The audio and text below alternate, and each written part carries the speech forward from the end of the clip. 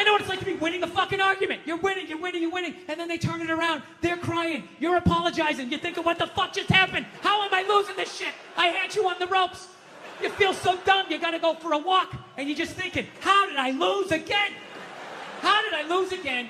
And then you figure it out, it makes you feel stupid, and then you see some bald idiot with a giant orange mustache, and you're like, you know what? Why don't you take some of that shit? You take some of that fucking anger. Yeah. I feel so stupid that I got mad at that woman. I shouldn't have got mad at her. I should have bought her a beer. Just listen to her troubles and had empathy and be like, yeah, it's not your fault. You married a woman. I did it too. You're not going to win. There's no winning this. Yeah. I'm telling you, if you don't believe me, do a little people watching. Take a look at the look of the average lesbian's face. All right? I don't mean a lesbian in her 20s. She's got a whole life ahead of her. She's got Christmas in her eyes, right? I mean a lesbian about 35, 36, starting to settle into what the deal's going to be, right? And then look across the bar, find a married guy about the same age. Look at the look on his face. Look at the look on her face. Go back to his face. It's the same fucking look. Yeah. And then look at gay guys. Some of the happiest people I've ever met in my life. They're almost too happy. It's like, hey, how's it going? They're like, hi! Almost floating across the room with that lack of estrogen just yanking down your fucking dreams. Now look, it might be a front. I'm not saying all gay guys are just blissfully happy, but it's looking like a pretty good time to me. Dude, they're some of the most positive people I've ever met in my life. Any idea you have, they support it. They're just like, yes, yes, queen, yes, you're fierce, you can do it. Lesbians are up at the bar like a bunch of jaded cops. That's all fucking bullshit. What the fuck was I thinking? U-hauling after 10 days, moving in. What the fuck was I thinking? She's crazy! No, I'm telling you. I think married men and lesbians need to start hanging out more. And we gotta put our heads together and try to solve our common problem, the women in our lives, so we can somehow attain the perceived happiness of the average gay dude out there. Yeah. So, if you believe in that shit, I'll give you some advice. If you're gonna expand your fucking world of friends, I'll give you some advice. You can't just hang out with any lesbian. All right? You gotta make sure you're hanging out with the dude in the relationship. Right? And by dude, I'm not saying she's manly. I'm not being ignorant. By dude, I just mean she's the one that gets blamed for most of the shit. Right? Because no relationship is balanced. Somebody is getting away with more. Somebody's drafting behind the other. It's like a bike race. Somebody else is taking the fucking weather in the face. Right? Somebody else is fucking right behind. Oh yeah, it really is wet. It's kind of hiding under your fucking poncho. Male, female, female, female, they, whatever the fuck it is you're into. Every relationship, there's the person that does the dishes and the person that lets them soak. Right? They don't let them soak. They know you're gonna do them. They're just waiting you out. And after a while, you can't fucking take it anymore. They just sit there. You gotta go out and you start doing it. And then what do? They sit in the other room and they wait like they don't know what you're doing. And they wait till they hear pots and pans, and that's when the show starts. That's when they come running in like, what? Oh, I was gonna do those. What? And you're like, no, you weren't. They've been sitting there for 8 hours. I got my hands in room temperature water with scrambled eggs floating around. Don't gaslight me. You're a fucking animal. You were raised by animals. Get out of my sight. Don't yell at me! Right? Yes. Every relationship has the person that will take the trash bag out of the trash barrel and do a little tie it off, and then leave it slumped against the counter like it took two behind the ear in a mob hit. And then there's the person that actually picks it up and takes it out to the curb at night and puts it in the trash can, right? My wife's hilarious, man. I love her, but she's got some of the worst excuses ever. I'm like, why don't you ever take out the trash? She goes, I would, I'm just afraid of coyotes. I'm afraid of the coyotes. It's like, so am I. So am I. They're rabid dogs. They hunt in packs of 2s and 3s.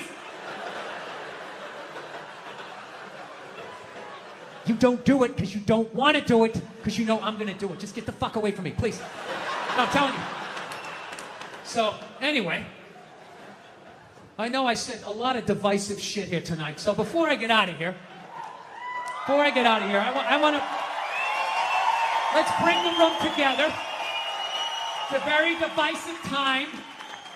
Everyone wants to feel safe. Let's do a nice, normal, mainstream topic so everybody can drive home happy, no fights, all right? Sound good? All right, great. Let's talk abortion. There you go. Everybody has an opinion. It's my body, it's my right. Well, then fucking drive to Arkansas, bitch! Right? Everybody has an opinion. As do I. And I apologize that you're going to have to listen to mine. Because I'm going to tell you right now, I have a really weird take on abortion. I'm going to tell you that right from the get-go, okay? I'm 100% pro-choice. Always have been. Ladies, I said it was weird. For the love of God, stop getting in the trunk of the car. Wait to the end. You're supposed to vet me first. Woo! Fucking feet out the sunroof. I said I had a weird take. Pro-choice always makes sense to me because I don't like people telling me what to do. And I was just like, it's your body. Who the fuck am I to tell you what to do with your body? So that always made sense. All right? However, I still think you're killing a baby. See? That's where it gets weird. Like, I sit on the fence and the whole thing makes sense to me. Whatever anybody's saying, like, don't tell me what to do. It's my body, my choice. That's right, man. She's right. Leave her the hell alone. All right, you're killing a baby. Well, I mean, there is that. You know? I mean, you know, if we're going to be honest, that is the whole purpose of the procedure. You know, you're not going in there because you got an earache. You're going in there because you're like, I got a baby in me, get the fuck out of here. Right? You walk in with a baby, you come out without one. What happened to the baby, right? Something fucking happened. So, pro-choice people are like, well, it's not a life yet. It's not a baby yet. If you do, I don't know what they say. Before you do it the first Thursday or the last Tuesday, you spin around all the time. They dance between the raindrops. It's not a baby yet. That's what they say, which may or may not be true. I don't know. I'm not a doctor, but I'll tell you, my gut tells me that doesn't make sense. It's not a baby yet. That would be like if I was making a cake and I poured some batter in a pan and I put it in the oven, and then 5 minutes later you came by and you grabbed the pan, you threw it across the floor, and I went, what the fuck? You just ruined my birthday cake. And then you were like, well, that wasn't a cake yet. It's like, well, it would have been. If you didn't do what you just did, there would have been a cake in 50 minutes. Something happened to that cake, you cake murdering son of a bitch. Right? Now, before all you pro-life people get excited, I think it's great you're killing your babies. It's fantastic. Help Mother Nature out. There's too many of us. It's been 130 degrees out. Animals are going extinct. There's plastic in the fucking ocean. We don't need any more fucking people. And especially, you know, if you're honest with yourself, have you done anything great with your life? Is the person you're banging doing anything great? The answer to both of those questions is no. What are the odds you're going to make a great person? I'm not saying you're going to make a bad person. You're just going to make another person that doesn't go when the light turns green because they're staring at their fucking phone. All right, I'm out of time. You guys were awesome. Thank you so much. I hope you found that educational. Now to bring on a man I'm thrilled to have here. As I mentioned, this comic is simply one of the best in the world. We're thrilled to welcome Bill Burr. How are you? Doing this one over here. What's on, man? How are you? I know, it's confusing. Yeah. Good to see you. Good to see you. All right. Dressed up more. Yes, I know. I Look know. at him. You got the pocket square, too? You're killing me. Wait, I don't even own this suit. Well, looks like you do. Looks tailor-made. The little snazzy socks going on. Thank you. Oh, my legs. It is great to have you here. I'm a big fan myself, and you've been doing comedy a long time. Yes, I have. Yeah, I meant that in a good way. How do you think Breaking Bad's gonna end? You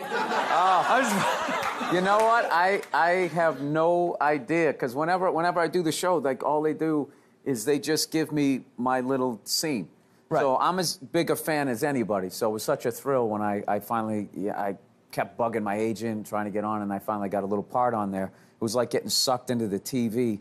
And I remember when they had the clapper, you know, before they go in the action thing, I saw it said Breaking Bad, and I couldn't believe I was there. And So I get little tidbits of information, but I have no idea. Right, but you're a smart guy.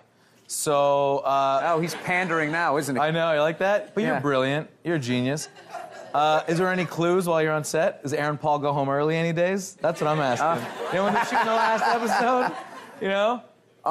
Did you hear a director go, all right, we're stabbing Skylar now? Like, did you? No, they keep it really, really under wraps. I know what you know. That's Really? Yeah. I don't even Like- want, I wouldn't want to know either. Yeah. People are saying you're the next Louis C.K., not in a stylized sense, but in like I'm a balding redhead. Yeah. Other than that, Ron Howard, Louis C.K., Yeah. Bill Burr. yeah, you got to watch out for us balding redheads. We're coming on. I think that's pretty much where the comparison ends, as far as I'm concerned, because I am a huge fan of Louis, and when I learned from him. Like, that guy he's the generation or so in front of me. He's also doing like one of the greatest shows on TV, writing, directing, acting in it, and all that. So Yeah. he's put me to shame. That's what I'm saying. You're on one of the greatest shows on TV right now. I do stand up in strip malls. That's what I do. That's what I do. And occasionally I get some acting work, which is cool. A lot of people know about that famous, that when you took it out on Philly, because they were a bad crowd. Oh, yeah. Your famous rant, Yep. which you've since said you like Philadelphia, and that wasn't the issue. You were just giving... People in Philly don't even remember. Basically, if you haven't seen it, I was doing a show for the Opie and Anthony radio program, and they had this show called The Traveling Virus, and we were doing these like 10,000 seaters, and we went to Philly, and they're notorious for booing people, and they booed the first guy off stage, and I went on like 3 hours after that. So by the time I got up there, it was a complete shit show, and I don't know. They started booing, and I snapped and decided I wasn't going to leave, and I just attacked everything that they loved. And well. Yeah. And you know what? They're so twisted. They actually they enjoyed it, and then when I came back to Philly, they do it so much they don't even remember. They were like, "Oh, yeah. You know, I mean, I've seen them boo. I saw them boo. What was that? Destiny's Child. I saw them boo. For what? Because it was a bad management move. They sang at the NBA Finals. The 76ers were playing the Lakers. So I still remember it. They all came out, and they were wearing these sexy glitter, like, NBA outfits. And one had a glitter NBA one. Another had a glitter Philadelphia 76er one. And then the other one had a glitter Los Angeles Lakers one for some stupid reason. Oh. So it was clearly they were like, we don't have a dog in the fight. We don't care. We're whoring ourselves out for the NBA. So they start singing the song, and this comic, Keith Robinson, who's from Philly, calls me up. He's like, "You watching this?" Because we knew it was coming. And I just remember they ended the song, however it ends, you know, and the bootylicious, it ends. And then they just go, and the whole crowd just goes, boo! And for half a second, you saw, who's the Jay-Z's wife there? She just, Beyonce. Yeah, she just goes, like that, and they immediately went to commercial. And I remember watching it, I was like, yeah, I've been there. I've been there. No, I was mad that they cut to commercial, because I wanted to see if she did what I did. Like, you know what, guys, You are sort of crazy. You're the only small gun advocate I know. You're like everyone's like, knowing you shouldn't have guns. Some people are like, everybody needs a gun. You're like, get a small gun. Yeah. Only if the apocalypse happens. No, you get like a 22. It's perfect. Yeah. Which I think you feel like the day the power goes out, you're gonna have to shoot all your neighbors. Yeah. But I feel like you're under. I don't want to like die hiding in the cabinets in my kitchen. You know what I mean? I would like to take somebody with me. I'm not saying that I'm gonna go hunt somebody down, right? But like, you know, and you guys might look at this like this is some crazy gun nut American, you know, but I'm on to you guys where there's something going on up here. I don't know what it is, but like, you know, you lose a hockey game and you like burn down your city, like a riot. It seems so trivial, but that's like, yeah, they always, what is that thing where they say a riot is an expression of, I'm too stupid to remember how I don't know. I know this. I know you're not nearly as happy as Michael Moore tried to make you out in that movie. Like, no. Everybody's up here, you know, just having a good time and leaving their doors unlocked. Nobody ever gets smashed over the head with a bottle. It was such... Oh, no. It just drove me nuts. You guys play enough hockey up here, you get that violent tendency out. Oh, yeah. They make us try to play hockey. Yeah. And then based on this... I'm a huge fan of hockey. I love it. And I love that people don't get it down in the States. I love it. I love it. Why do they let them fight? I can't see the puck. It's like music to my ears. It's like, good, yeah, get out of here. Let's just get out of here. Let me watch it in peace. Do you remember when they lit up the puck for a few years on Fox TV? News, yeah. That was you guys. Do you know? No, but the NHL. Well, No, wait a minute. Wait a minute. Time out. The NHL is you guys too. So all the owners had to agree with that, and you all had to be like, we gotta like expand this thing. We thought we'd funnel money into Canada and keep it here, but you guys took it over, like you tend to do. But I'm not going to apologize for that. No, you're big on the I mean, that's just business, dude. You're acting like we came and knocked you on the head. You know what we're about. Wait a minute. Oh yeah. Wait a second. Fellow white person, not native to this country. How did you guys get this up here? Did the Native Americans go, oh, well, we like these white guys. You can have all that land? Jesus Christ. No, I get it. Your shit smells like maple syrup up here. Is that what you're telling me? All right. Yeah. I'll go with it. We'll be back with more with Bill Burr. Yeah. The teams are coming back. Yeah, oh yeah. Up next, more with Bill Burr, who raves about his love for fantasy hockey teams. I don't ever want to be that guy in the bar where the other team scores, and everybody's like, and you're like, oh, but he's on my fantasy team.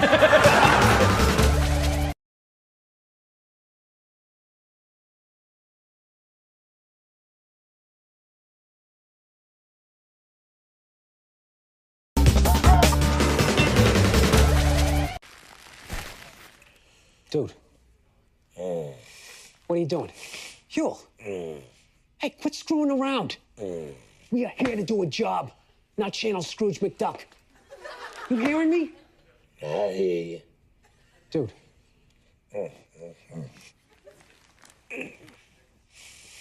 Screw it.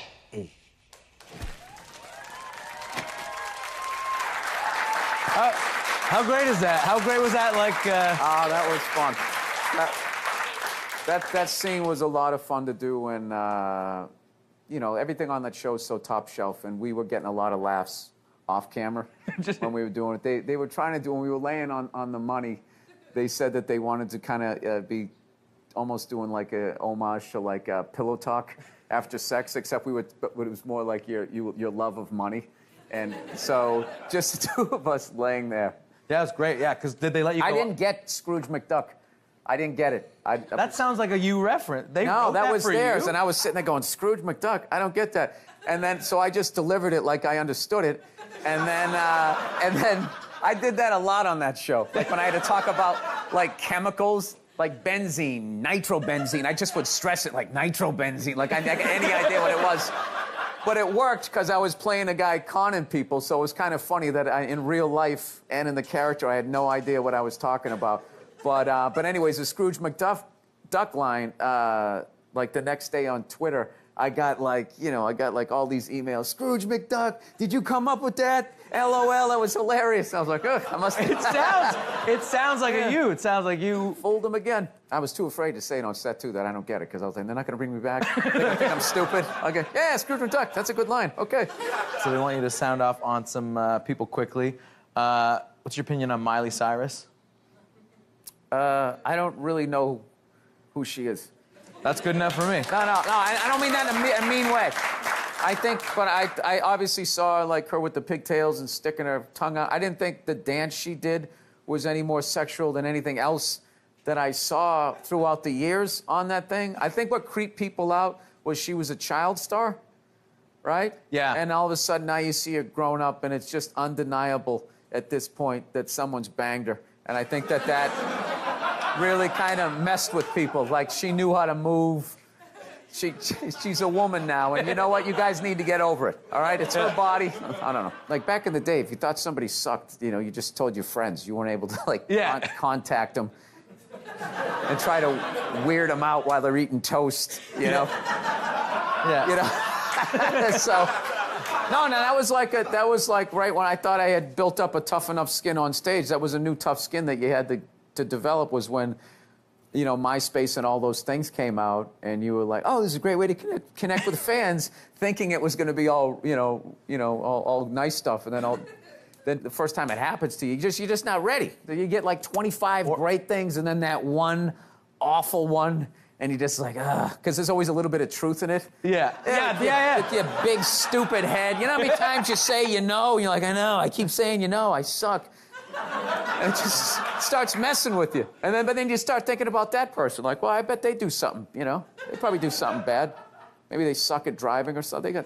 They have things to work on. When you see someone who hates you, ever go to their Twitter feed and they just hated everything they did that day? They're like, Bill Burr, no, but you suck. I will attack him. I had one guy, he said, when are you coming to Dallas, you fucking ginger? And then I clicked on his picture and he was overweight. So I just wrote back, I was there in April, you tub of shit. And he didn't write me back, and I felt good. I felt good knowing that I hurt him. Like, I'm really anti that whole somebody gets offended by a joke and then you go and apologize. Because the second you apologize, then you make that person right, like you meant it maliciously. If you're being malicious, apologize. But if you're not being malicious, you should not apologize on you know. And I find that people who get offended in crowds are very selfish. They're selfish. They'll sit there for 40 minutes and everything's funny. And then it comes to their neck of the woods, then all of a sudden you're making statements. You're not making jokes anymore. Right. Right? Oh, yeah. Like, Yeah, you know who gets offended by fat jokes? Fat people. Right? You make fun of animals, the PETA people get mad. You make fun of gays, the gay people will get mad. Not saying alls, but they do, right? Yeah. But like the PETA people never stick up for homophobia. Right. You know, the Asian group doesn't come at you when you're whatever, making fun of fatties, you know? Yeah. So, I mean, and I'm sitting here, they have like Kick a Ginger Day. People are telling us we're dying out. I mean, who's sticking up for me? So, you know, go f*** yourselves. All right, fantasy hockey draft. Who do I pick first? I don't play fantasy. I'll if you want to play pickup hockey, I'll do that. But I don't ever want to be that guy in the bar where the other team scores. And everybody's like, and you're like, but he's on my fantasy team. I have this team. In my biggest fantasies, this would be the team.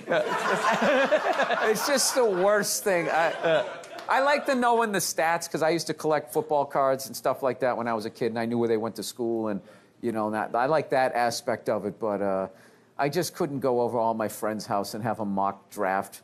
Like, I stopped playing Cowboys and Indians when I was a kid. Like, it's like, you know, once you're an adult, you should. Yeah. Either go out and do it or, you know. Which, yeah, you actually play. Watch somebody do it. You play hockey, though, yeah. Pick up hockey, but I only started in 2010. I'm like upper horrible. That's what I'm at. But I play with a lot of guys that are better than me, so it's been a good thing. I can skate pretty good, but I equate my stick handling to like texting while driving. It's a lot of this, so it gets puck gets taken away from me real quick. Thank you so much for being here, and check out Bill Burr, BillBurr.com, and listen to his podcast. Bill Burr, ladies and gentlemen. Thank you.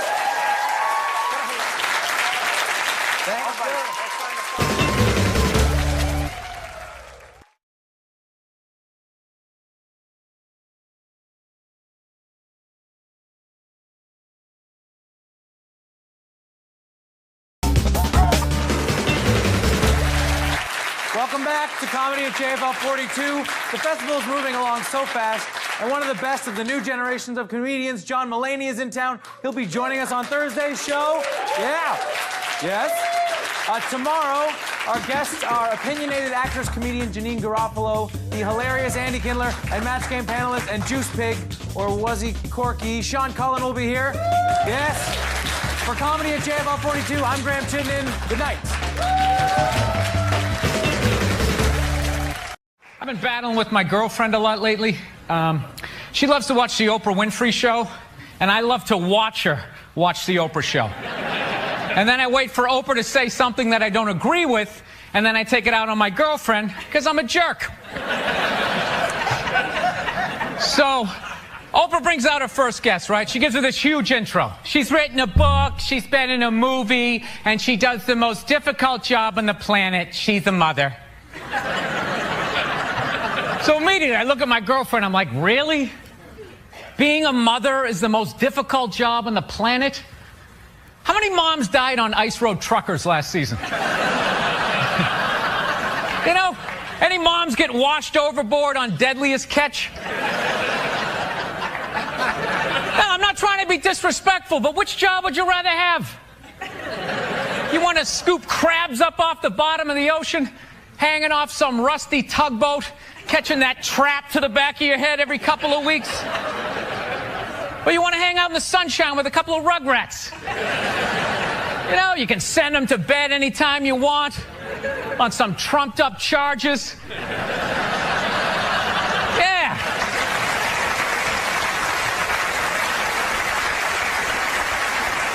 Trumped-up charges, yeah, because you want to have a drink and watch The Price is Right. I don't know, maybe I'm wrong. No, maybe it is. Maybe it is the most difficult job. I mean, I thought roofing in the middle of July as a redhead, you know, I thought that was a difficult job.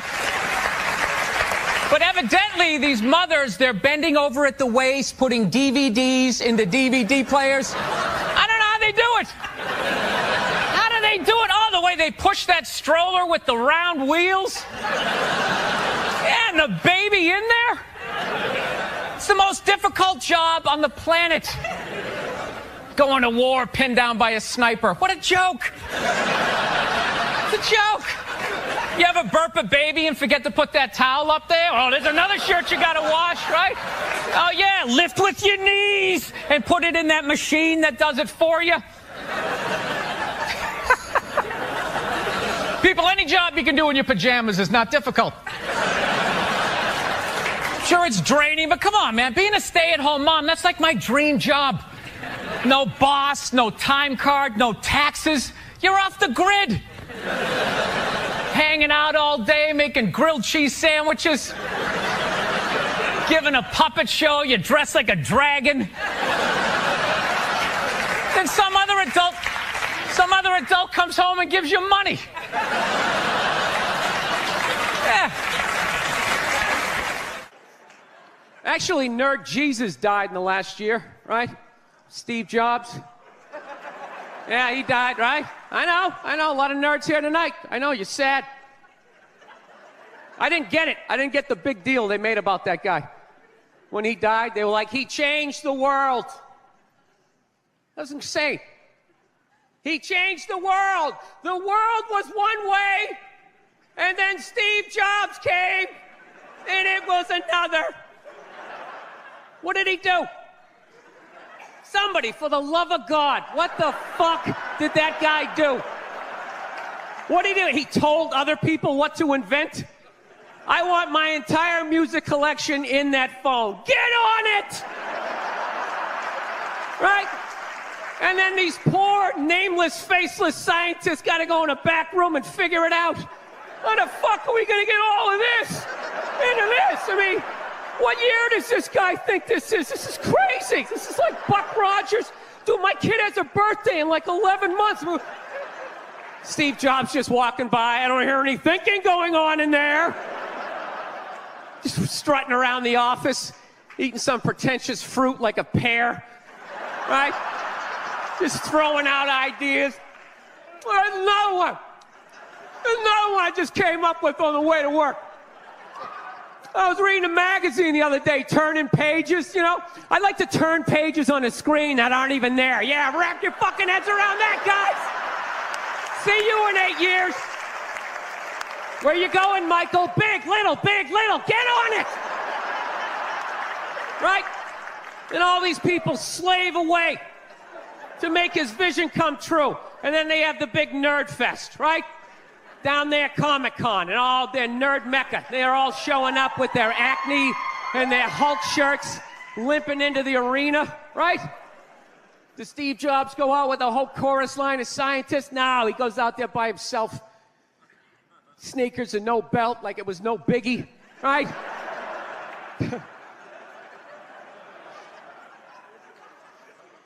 like he's Tesla. Tapping into the atmosphere. I know, this is always uncomfortable. I know, you bought into it, right? That whole advertising, the way they aligned themselves with some of the greatest people of all time. Jesus, Gandhi, me. Remember that? Muhammad Ali, John Lennon, this guy. How the fuck was that dude like any of them? Gandhi didn't have a sweatshop. Nah, he didn't have people leaping to their deaths only to catch a net and get ricocheted back through the window to have to put together yet another iPad.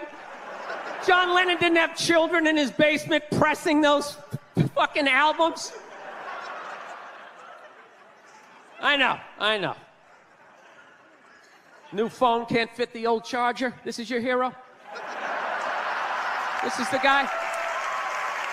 This is what all the silence is about? New phone can't fit the old charger, so then you gotta throw it out, ends up in the ocean around some octopus's neck. Do you realize how much sea life is ecstatic that that man is no longer walking the earth? That's where it all ends up, you know. Doesn't go in a landfill, ends up in the ocean. You realize that? I hate people who say I don't pollute. I don't pollute. Yeah, you do. You use shit and you throw it out. Well, you think because you put it in like a basket, it just poof, disappears? Everything you ever used is somewhere. You ever think about that? Remember that flannel shirt you bought back in the day when you got into Pearl Jam? That's out there somewhere. Probably on some porpoise's face. He's trying to get it off. Stupid little flippers. All the fads. You remember rollerblading? Remember that? Everybody had them. We set up cones, we did little tricks, right? One little homophobic joke killed that entire fad. What's the hardest thing about rollerblading? Telling your parents you're gay. Full-grown adults. Dude, I'm not gay. I don't have the cooties. These mean I suck dick. And they just threw them out. They end up in the ocean. They're made out of plastic. They can't biodegrade. They just break down to little cubes. Fish are breathing them in. 6 months later, you're going out, you're getting sushi. You think you're being healthy. You're eating your old rollerblades. I'm becoming a psycho. I've realized that about myself.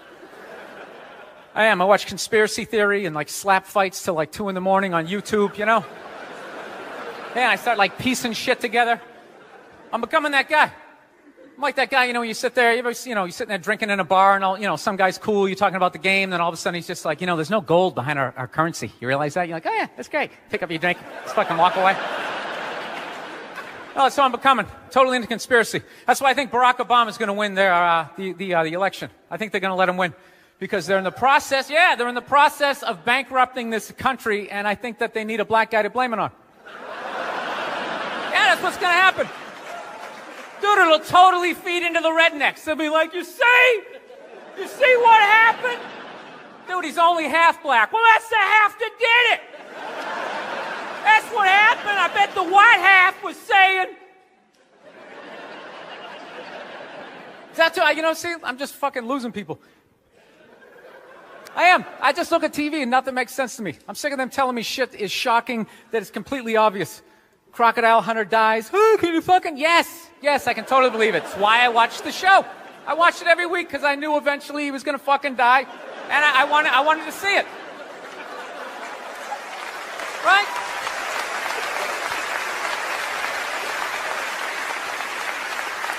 Oh, like that dog, the bounty hunter video, or the phone message he left. You know, people are like, can you believe he left that racist message? It's like, dude, look at him. Look at him. Some redneck with a mullet down to his ass. He drives a pickup. He's got the gloves with the fingers cut off. Yeah, who would have thought he had a couple of fucked up ideas rolling around in his head, you know? Dude, you know what would have been shocking? If he could play the cello. That would have been shocking, right? Yeah, then you'd be sitting there like, goddamn, look at Doc. Here it is. I thought he was some racist on his way to a steak and shake, and he's busting out a little Beethoven. God damn, I owe this guy an apology, you know? God, I'd love to see his iPod. I can't imagine the eclectic mix of music. There's so much time I spend alone on the road, man. I actually spent so much time alone on the road, I actually like contemplated milk to the point I can't even fucking drink it anymore. Sitting there drinking, like, man, this stuff is great, tastes awesome, you know? Then I started thinking it comes out of the carton, and I just did the police work. It comes out of a cow, and I'm like, I am fucking suckling from another species. We have such a crazy relationship with cows. You ever think about that? No, you can nurse from it, you can eat it, right? You can tip it over when it's sleeping, but if you fuck it, you're going to jail.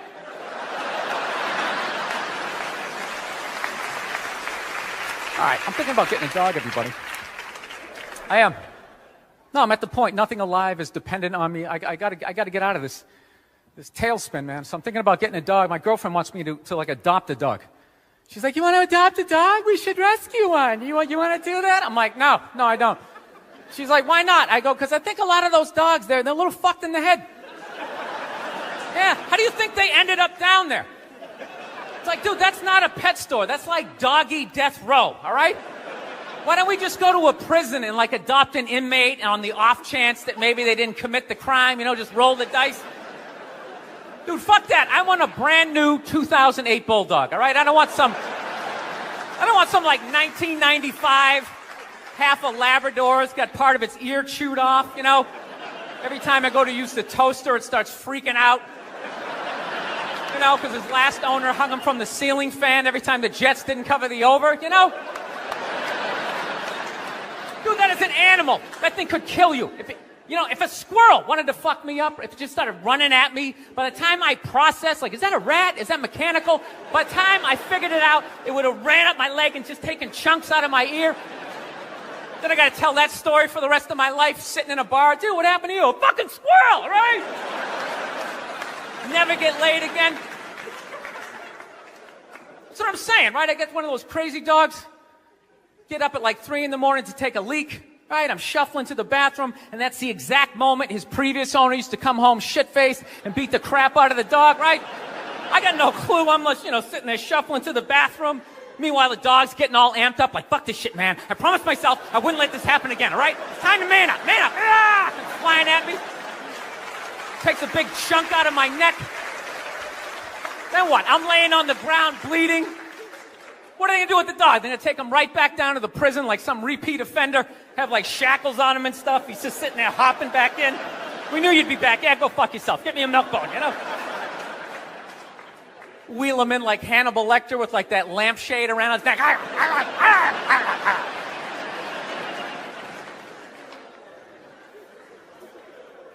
I gotta work on my temper though. Something I really gotta do. I let like the thoughts just spin away, I was on a plane the other day. I actually had the urge to elbow an old lady in the face. It was like compelling. It was unbelievable. When you go to get off a plane, there's like rules when you go to get off the plane, all right? It goes row by row by row. And this lady was all like, ooh, I'm 90. I get to cut everybody, right? So I'm competitive. I start fucking boxing her out, right? Start bringing down like the overhead luggage, So she just starts like waddling around me. And all of a sudden I just feel my elbow like, dude, you're going to take this shit? This is ridiculous, man. The whole half of the plane is watching it. Come on, man. Dude, we got a wide open shot. Just real light. Poof. You don't got to hit it that hard. And then you can play it off. I'm literally talking to my elbow like, dude, come on, man. We can't do this shit, all right? This chick's like 95 years old. We can't do it. I thought I had my body under control, and she got like to right about there, and then I felt my foot like, dude, we could still trip her. Just throwing that out. I'm sick of Obama's wife. Yeah. This isn't some Republican rant either. It's just kind of first ladies in general. I don't know what it is. All throughout my life, with each presidency, like these first ladies, they've just gotten more and more like chatty. More and more chiming in, like leaning into the frame, spitting out their ideas. It's just like, well, why are you talking? Right? You weren't elected. Shut up. Your husband's not running a lemonade stand here. He's running the country. You don't just chime in. Let me guess, is this considered sexist? It is? Why? Well, okay, you just nodded there, lady. Let me ask you this, all right? Let's say you had a leak in your house, okay? You call a plumber up. He shows up, and he goes, yeah, I think the leak's coming from the upstairs bathroom. We need to shut it up, blah, blah. Then all of a sudden, his wife walks in, who isn't a plumber. And then goes, hey, I'm actually thinking it's kind of pretty high. Wouldn't you be like, with all due respect, shut the up. I need a plumber in this moment. I'll extend an olive branch here. All right, at some point, there's going to be the first female president, right? Exactly. Which means at that moment, you're going to have the first male first lady, right? And when that happens, that dude needs to shut his trap. I don't want to hear a word out of him. I want to hear from the president. You, sir, go do some first lady stuff, all right? Go get yourself some gloves that go up to your elbows. Smile and nod during speeches. Go put your own flair redecorating the White House, right? Which leads you to Michelle Obama, right? Now she's sitting there holding up those hashtags. Remember that hashtag, bring back our girls? Remember that? It's like, that blew my mind. It's like, why are you showing me that? I'm a stand-up comedian. Like, what am I gonna do to get those girls back? Why don't you look across the dinner table? It's like, you see that guy? That is the leader of the free world. Tell him to pick up a phone, call some Navy SEALs and solve it. What am I gonna do? Show up with a sharpened mic stand? Hey, Michelle said to bring him back. Oh, it's unreal.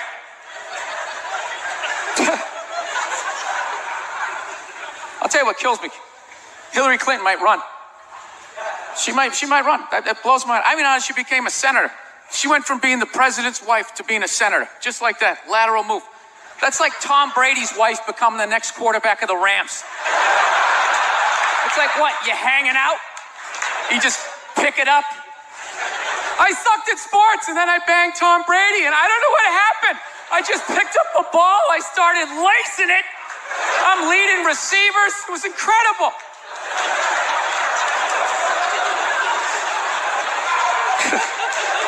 I knew it was going to be like this. You know what's funny? There's actually people out there that think a woman being president is actually a good idea. You know? Can you believe that? See that they do? That'll do something. That'll change things. How?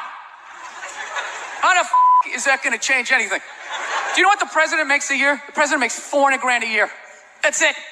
He's trying to keep billionaires in line, making $400 grand a year. That's all he makes. He makes less than some people blogging on the internet. The president should have you money, right? He shouldn't be sitting there with his pockets turned inside. I need your help to get me the job, right? What do you guys all donate to the campaign? Is that what it is? I'm at that age where everybody I know is getting married. Let me ask you a question. Why the hell do people keep getting married? You know what I mean? Isn't anybody looking at the stats? You know what I mean? 3 out of 4 marriages go right down the shitter, right? If you were going skydiving and they told you 3 out of 4 parachutes weren't going to open, you'd be like, yo, fuck that, I'm not going.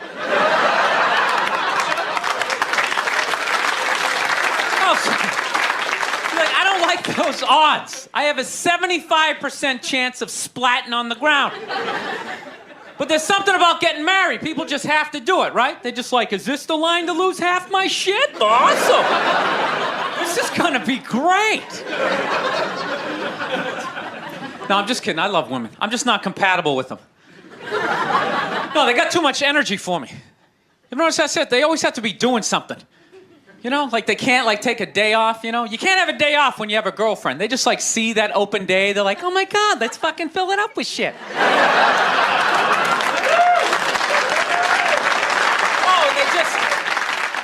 They just come at you with like one horrible idea after another. They have the worst ideas. They do. You ever get to this one, they'll be like, you want to go to brunch? You want to go to brunch on Sunday? And inside you're like, fucking no! But you can't say that. You got to keep her happy, right? So what do? You agree? Yeah, let's go to brunch. What a great idea. Why would you want to sleep in on a Sunday when you can go pay $52 for eggs? Now you're thinking. Then we can sit around and listen to your friends have moronic conversations about the eggs, you know, like, is that pesto? Is that pesto in your omelet? Oh, it's asparagus. It's asparagus. I thought it was pesto. I was dating this girl recently. She was like really into like women's issues, you know? Because women always go on TV, you know, they say all they want is to be treated exactly like guys. But if you listen to them, they don't. All they want is the good shit of being a guy. They're cherry picking. They look at a guy's life like it's like a buffet, right? Like you just can start picking out stuff, like same amount an hour, we'll take some of that. Pay for the movie, fuck that. You can keep that one, I don't like that one. This is nice, that's yucky, that's icky. Hey, come on, people, you can't choose. This girl gives me shit. She goes, well, why does a guy make more an hour to do the exact same job? I go, I'll tell you why. Because in the unlikely event that we're both on a Titanic and it starts to sink, for some fucked up reason, you get to leave with the kids and I have to stay. That's why I get the $1 more an hour. No, it's $1 an hour surcharge. You hear a bump in the night, I gotta go check it out. Like, yes, he does have a knife. Anytime there's a hostage situation, who do they negotiate for? Well, at least let the women and children go. Well, what about me? You think I want to stay in the vault? Those 20 other sweaty guys sharing a bag of peanuts, you know? Praying to God I'm not the hostage who gets dragged out by the psycho with a gun to my head as he's asking the cops for a helicopter, which I know he's not going to get, right? I know he's not getting the helicopter. So now I gotta make idle conversation with the 38 to my head going, dude, go for a rent-a-car. I think you should go for the rent-a-car. See what I'm saying? Where are all those feminists then? You can't find them. They had no feminists in a house fire. You can take the most hardcore feminist, you know, some chick right in your face, you chauvinistic son of a bitch, you know, little short, little haircut, you know. Second those flames break out, she'll twist those little hairs into pigtails. Oh, I'm just a girl. I want to go play jump rope.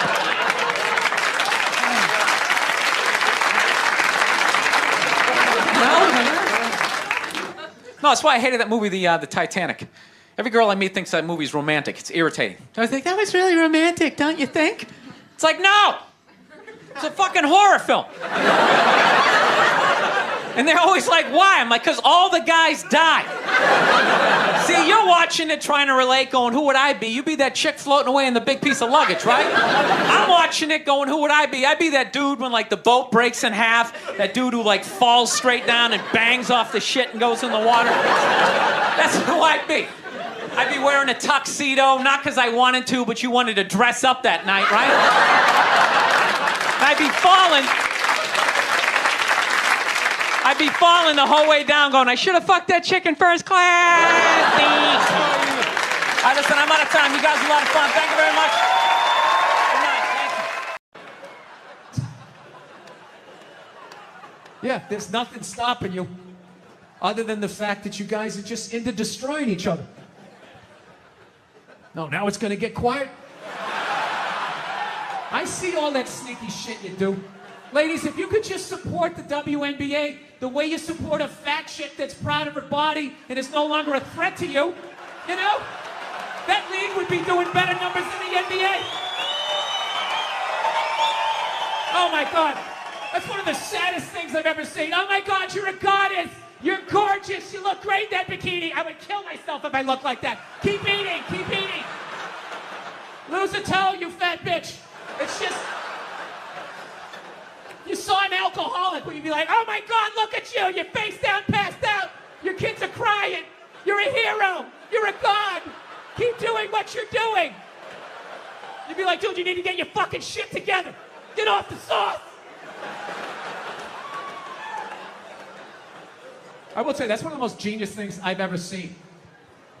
How regular-looking women somehow mind-fucked advertising to get beautiful women off of billboards. Yeah, just regular fucking who-gives-a-shit-looking women, right? I'm just being honest. Come on, we're outside. We're in the woods. We can be honest.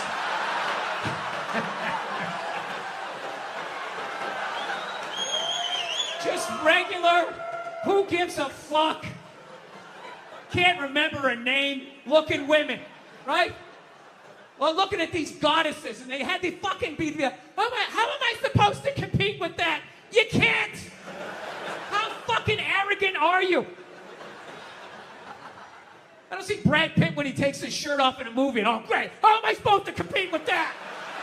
I can't. I am an ugly, bald, orange man. I need to write jokes. I gotta put a lampshade on my head. I know what my role is, okay? I should be on the ground gazing up at people better looking than me. I don't know, ladies. This is supposed to be like an inspirational talk. I don't know if it's coming through this way. I'm trying to say, you really like... if you get through all the misdirected anger of my childhood,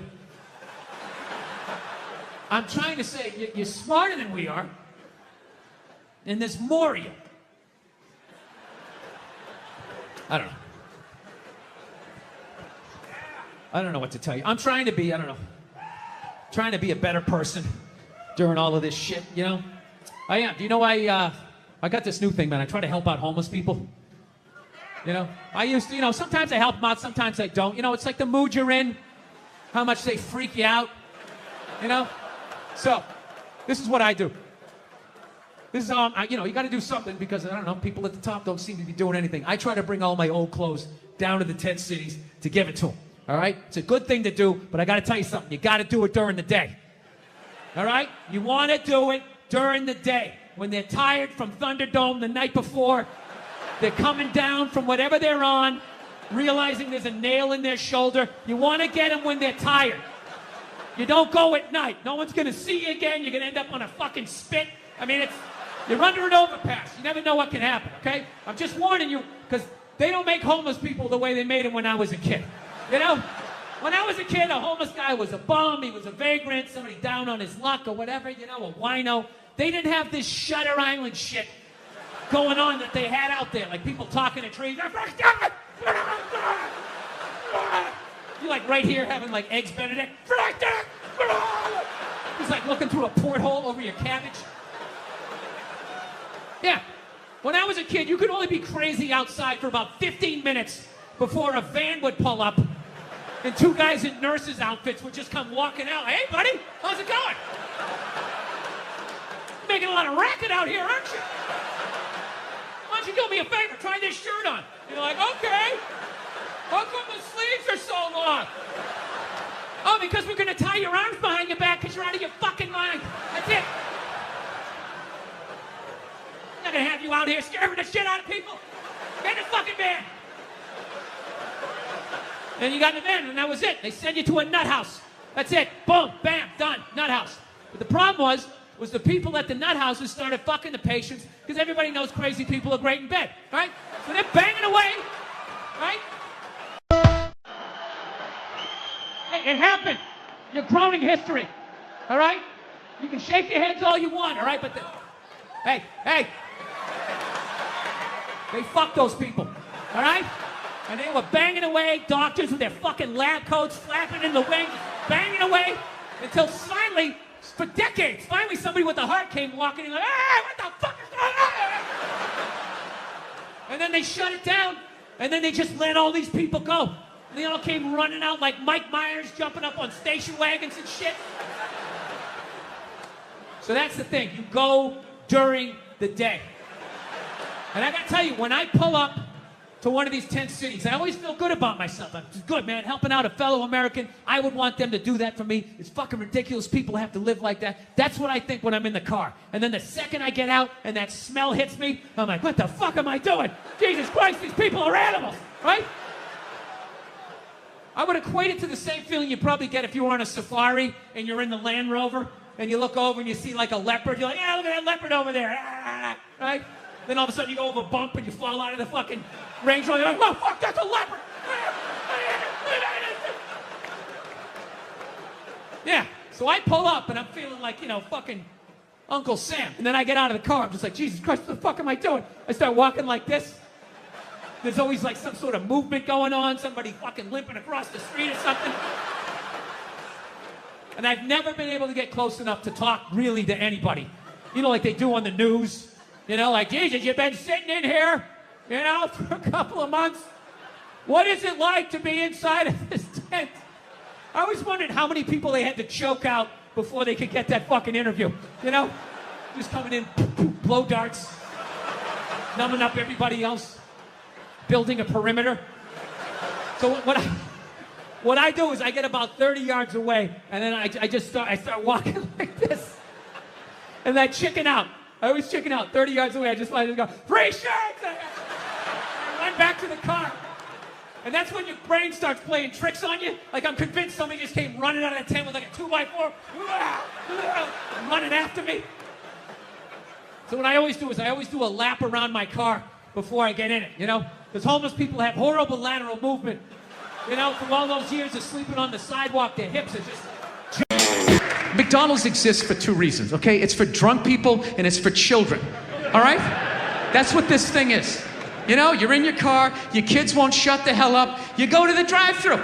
You go to the drive-thru, you get a couple of poison burgers, you throw it down their throats, their little systems can't handle it. They start nodding off. And you're up front, you're bigger, you can handle a bigger dose of poison, you know what I mean? Pop in your Def Leppard cassette, you have a little moment for yourself. Yeah, that's what it's for. It's for your kids, and it's for drunk people. Like, how many times have you driven out to a bar going, I'm just gonna have one, all of a sudden you had like 11, right? And you're hammered, and you're thinking, but you're responsible. You're drunk, but you're responsible. You're like, God damn it, I drove my car here tonight. God damn it, I'm driving it home, all right?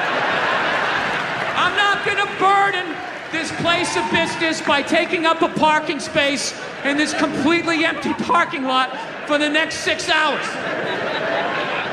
Now, I am not advocating drinking and driving, but I will tell you, there's nothing better than when all your friends and family know you're hammered. There's nothing better than that walk to the car. It's incredible. Women are screaming, people tearing at your clothes. You feel like you're in the Beatles. Oh my God, no! Stop! And you're like, no autographs. I'm sorry, I have to go. I'll be back. Get him off me. You know why so many Caucasians need facelifts? Because we don't know about lotion. See that? Only half of you laughed. That should have been everybody. Yeah, but a lot of you were sitting there like, well, what about lotion? What is this lotion you speak of, and what is the magic therein? I'm not judging you. Not judging anybody. I didn't know anything about lotion. Never used it the first 33 years of my life. Never used it. Till one night I was going out with this black girl, right? She was getting ready and she was just putting that shit on everywhere. Just slathering it on. I thought she had like a rash or something. I'm like, what do you got, like poison ivy? What's going on with you? She goes, no, I'm just making sure I'm not ashy. I said, ashy? She goes, dry skin. I went, wow. I guess I freaked her out a little bit because I was like, wow. She's like, well, white people get ashy too. I was like, yeah, I don't think we do.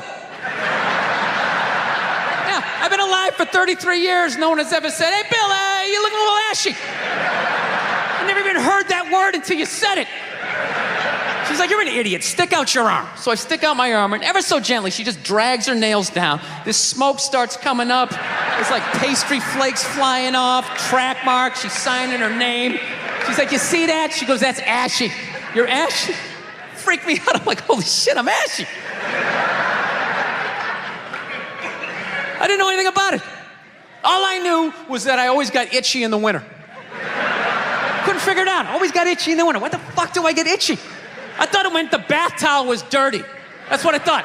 And I would change it out and put a fresh one. Now I'm gonna be okay. Take a shower, dry off, fucking itching again. God damn it, I hate the winter.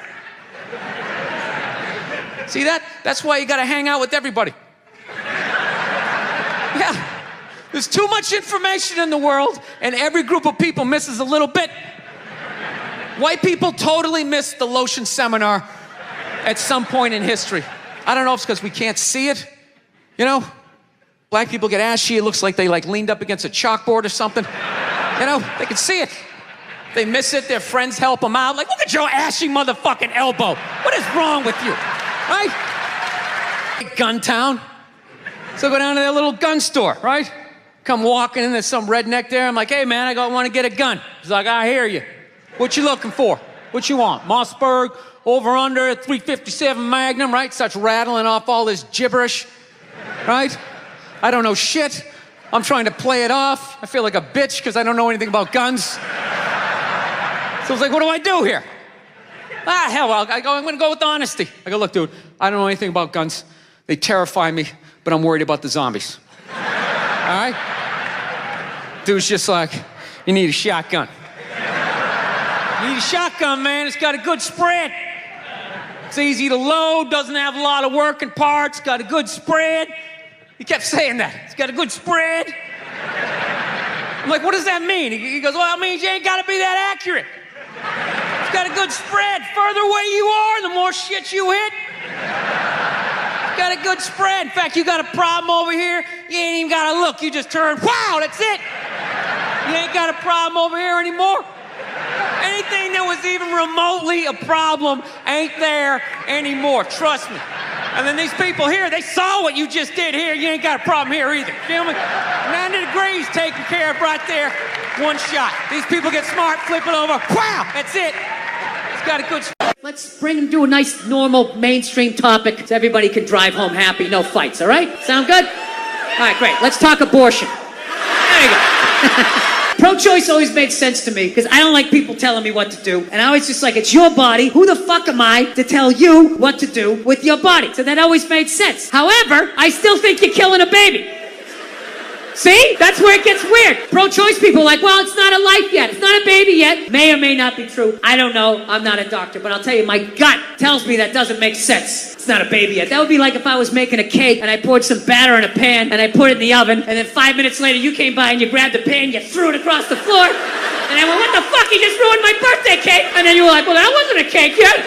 Well, it would have been if you didn't do what you just did. There would have been a cake in 50 minutes. Something happened to that cake, you cake murdering son of a bitch. Right? No, I think I know. I think I know how to raise a kid. You know what it is? You just play catch with them. That's how you raise a kid. You play catch with them. You just talk about life. You distract them by throwing the ball. They don't even notice you're filling their heads up with your theories. Right? You don't do it the old school way, the way your parents used to. Sit down across from you. You want to tell me about your day? Right? What's that, son? We're not going to church today. Fuck that. That's all a bunch of bullshit. God's everywhere, but I got to go down there to see him? Really? And he's mad at me down there and I owe you money? Go fuck yourself. It's not down, it's in here. They try to take it. It's in here. You do something good, you feel good. You do something bad, you feel bad, you know? Unless you're like a sociopath, then you don't feel shit. Unless you got somebody duct taped upside down in your apartment, you know? And if you do something like that, I want you to feel like you can come to me, you know? Yeah, come to me, confess all of that. We'll go down to the precinct, we'll tell them everything. Yeah, I'm gonna turn you in. This isn't fucking Dexter. What are you, out of your mind? Let's have a little empathy here. Put yourself in a lesbian's shoes. Who do lesbians date? Women. Who do they move in with? Women. Who do they get in relationships with? Women. Who do they eventually marry? Women. And I was thinking like, oh my God, I did that. I know what it's like to live with one of those fucking things. I know exactly what that, it's hopeless. Trying to make them happy. Hey, I bought you the shiny thing. Did I do it right? Huh? Trying to get them to take responsibility for their actions. Not gonna happen. The best you're gonna get is I'm sorry, but I know what it's like to be winning a fucking argument. You're winning, and then they turn it around. They're crying, you're apologizing, you're thinking, what the fuck just happened? How am I losing this shit? I had you on the ropes, you feel so dumb, you gotta go for a walk, and you're just thinking, how did I lose again? And then you figure it out, it makes you feel stupid, and then you see some bald idiot with a giant orange mustache, and you're like, you know what? Why don't you take some of that shit? I always say my wife, when my wife was pregnant, I would say my wife, you know, she's pregnant. And then I always have these people like, excuse me, you're supposed to say we're pregnant? You're supposed to say we're pregnant? It's like, well, I'm not a seahorse. So, I'm not fucking pregnant. My wife is pregnant. Look at her, she's putting on weight, her feet are swelling up. You know, she's miserable, fucking miserable. I'm still doing pull-ups, I'm crushing it. While being pregnant, I'm still drinking, smoking, yeah. I saw a woman a couple months back, professional soccer player, right? She goes on to ESPN or one of these sports channels, and she starts bitching, going like, I don't understand, how come female athletes don't make as much as male professional athletes, right? And all of these men had to sit there and act like they didn't know what the answer was. They had to sit there like dumbfounded, like, oh, I don't know. Why is that? That is a conundrum. I have no idea. Literally, I'm sitting at home screaming at the TV because you don't sell any fucking tickets. Nobody is going to women's soccer games. You're playing in a 20,000 seat arena. 1,500 people show up. That's not a good night. The promoter lost his fucking ass on that gig. Love about sports is it's a great way to tap out from the news and just, you know, watch a game and get away from it. Now there's like all these causes are getting like attached to it. Like I was watching the World Series and I'm in the middle of watching the World Series and out of nowhere they have this moment, stand up to cancer. I'm watching a ball game and all of a sudden everybody stands up holding up a sign of somebody that they either know that's dying of cancer or died of it in the middle of the game. It's just like, what are you doing? trying to watch a game here. You know, no, there's a time and a place. Look, I know somebody that has died of cancer. I would never go to the movies with you and in the middle of it hit pause and be like, oh, by the way, Conan, I know this guy. He died of cancer. It was horrific. I could have lifted him up off the sheet with 2 fingers. It was horrible. Hey, enjoy. Oh, by the way, I got molested when I was 9. Enjoy the rest. No, I don't know what it is. I don't know what it is. I don't know what the fuck is going on. But I think white women started it. It's the worst. The fucking worst. It's all they do is bitch, moan, and complain. I had no idea how difficult it was to be a white woman in the United States of America. Evidently, it's really difficult. Yeah, they're always bitching. Do you have any idea what it's like to be me? Well, I imagine it would be slightly less awesome than my life. What happened to you today, sweetheart, huh? Did they not chill your rosé? You know? Was the trolley not running down at the mall? What happened? No, it's unreal. I'm really fucking annoyed how white women have the fucking balls to throw my white privilege in my face. You know? Sort of separate themselves from these white males with their white male privilege. It's like, bitch, you're sitting in a jacuzzi with me. The fuck are you talking about? Yeah, quit your fucking whining. Look, here's a little caveat here, so you don't think I'm a complete asshole right out of the gate. All right, if you live in some honey boo boo lifestyle on the Appalachian Trail, you know, your uncle just banged you in the dirt. All right. So your Christian background is part of the show. Yes, and I wanted to talk to you about Jesus after this. Well, the only reason why I bring it up is some people thought maybe you went a little too far. You know. As far as what? Well, they thought that maybe you were being disrespectful to the Christian religion. Who did? I'm telling you, you need to Google. Oh, good Lord. So did you feel you were being disrespectful, or just you were just having fun with some of the crucifixes and stuff like that? I don't even know what I mean, we did maybe 2 jokes about that? Yeah, exactly. Don't you think the Catholic Church went a little too far? More so than my cartoon. All right, listen. A couple of jokes. I know this is a morning show. You can't bring up all those crimes. You know what? Technically, well, they just sort of kept moving them around. You know, like those killer whales at SeaWorld. After it kills a trainer, they'll then move it up to Seattle. They don't give them their background. All right, I'm not totally following, but I don't think you know I want what to. I'm talking about. It's a morning show. I understand. I came on. That kid missed the graduation, and then it was a feel-good story. It was a feel-good, and we want to leave. If you want to feel good about America, you watch the morning shows. You don't watch this, you know. And we were joking earlier. If that kid's story about the graduation was late night, that would have been a whole different story. What do you think? He's still missing. We can't find him. All we found was his hat. But you watch in the morning. It's great. It all worked out. He got his own personal graduation. Like, I was in such a great mood. Look how yellow this couch is. It's like the sun. Stuff to me is real stuff rather than stuff that you make up.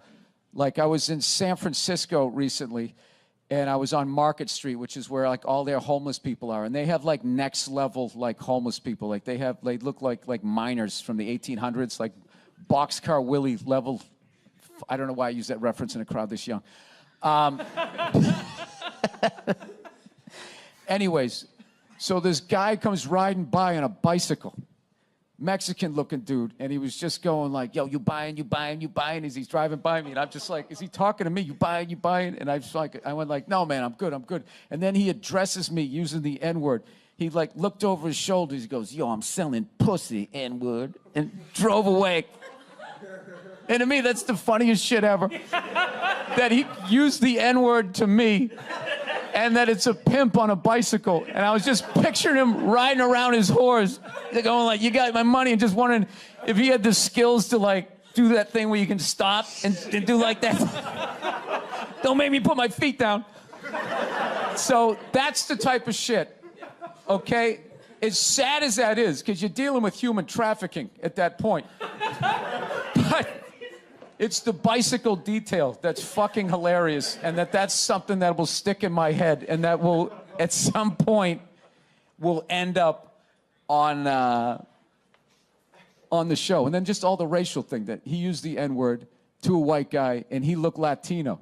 So then I'm like trying to do the math while laughing that he's a pimp on a bicycle. So that's the type of shit that stands out to me more so than, you know, what's up with Donald Trump, isn't he an idiot? Which I appreciate that comedy, but everybody's doing it.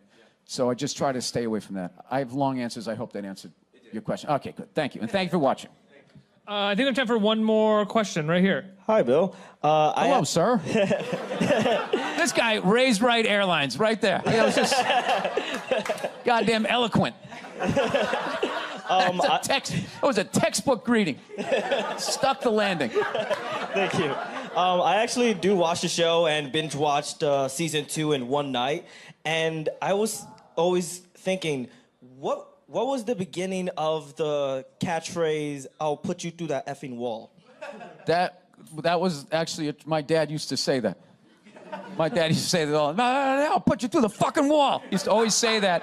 And he did say it one time when we were outside. We were outside in the yard, and he just sort of randomly pointed towards the woods. I remember trying not to laugh because I was afraid of my dad. I'll put you through the fucking wall. And he's like pointing at a tree. And you're like, all right, I guess there's wood in walls. Maybe he's gonna cut that down and get some drywall, whatever the fuck you put up there.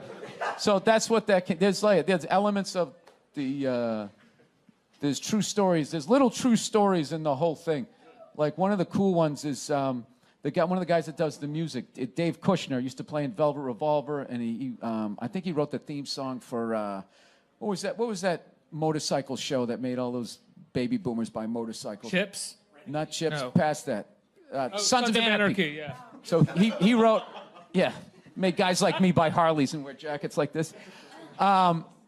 He wrote that music. So he told me a story one time when he came running out of club with his gear.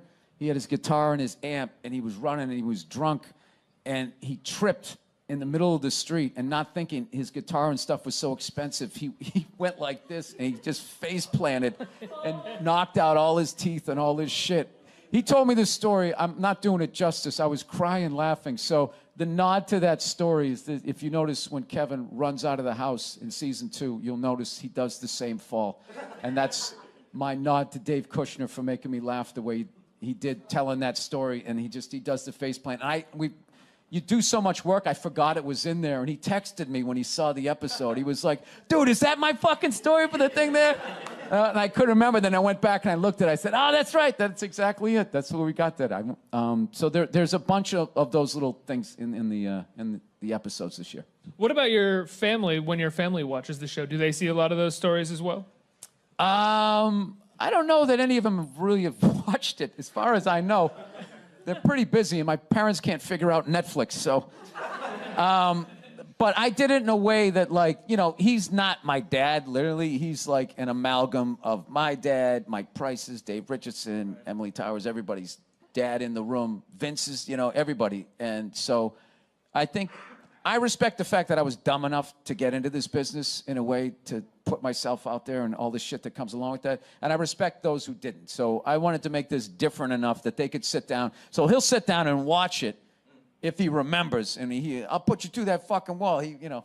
Parents say, oh, I never said that. Like he probably doesn't remember that. Complete selective memory all the time. Yeah, but there would be stuff that he would remember. And there's all those true stories. Like in the first season when Bill's up in the telephone pole or something like that, and the bigger kids are throwing shit at him. Like, that really happened to me and another friend of mine. I mean, the kid didn't have a BB gun, but it was like rocks and stuff. Like, we were just climbing a tree, and then these older kids came by, saw us up there, and they just started throwing rocks at us. We up there hanging on, crying. And it's just what you did back then. No, there was like no internet, and that's just how people entertained themselves. And I remember coming down from the tree crying, and we just kept playing. And when I went in the house like 2 hours later, and I never told it was part of going outside. Was at some point, bigger kids were going to come along and break your toys or beat the shit out of you. You used to hide when they would come. You'd dive under a bush or some shit. Or somehow persuade you to do something totally dangerous so that they could sit back and laugh at it while you did it. Yep. One of them tried to get me to throw a rock. Dared me to throw a rock into this swimming pool that was being made. They were like, this guy was down there like doing the whole and the thing, and I wanted their approval. So he was down there, and I just picked this big rock up, and I just went right in it. And he was beside himself. He was just like, did you just do that? And I was like, yes. And he goes, get the fuck out of here.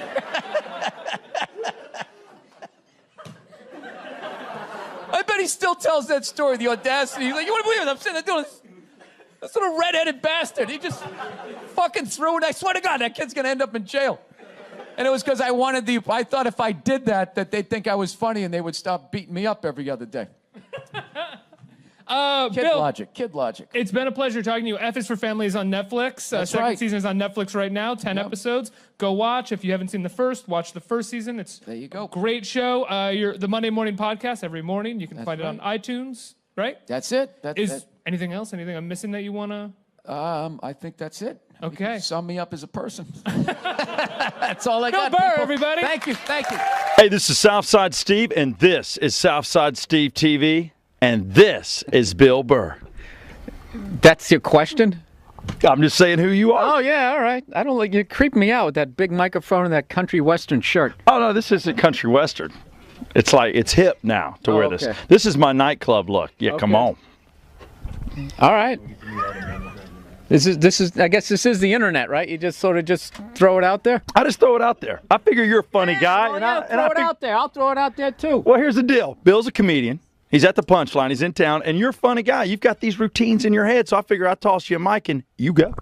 And I'm going to do stand up in front of 9 people in a radio station? No, I'm not doing that. Well, you're taking the fun out of Southside Steve TV. I'll take. How about I give you $5 and I want to watch you line dance in your I'm a racist cowboy. I don't know how to line dance, dude. Okay. Racist cowboy boots. I threw it out. You don't have any questions. What am I supposed to do?